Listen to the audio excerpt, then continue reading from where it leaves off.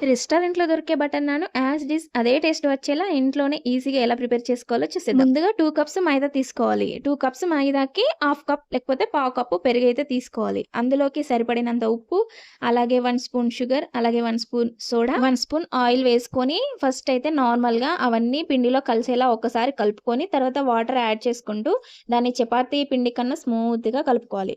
అలా కలుపుకున్న పిండిని తడి బట్ట వేసి ఒక 1 అవర్ పాటు పక్కన పెట్టేయాలి. నెక్స్ట్ మళ్ళొకసారి పిండినైతే ఒక్కసారి మంచిగా మిక్స్ చేసుకున్న తర్వాత మనకు నాన్ ఏ సైజులో కావాలి ఆ సైజుని బట్టి పిండినైతే తీసుకొని రౌండ్‌గా చేసుకొని నాను షేప్ ఎలా ఉంటదో ఆ సైజులో మనం నానునైతే ఇలా చపాతీలాగా చేసుకోవాలి. చేసుకొని వన్ సైడ్ మొత్తం వాటర్ తోటి తడపాలి.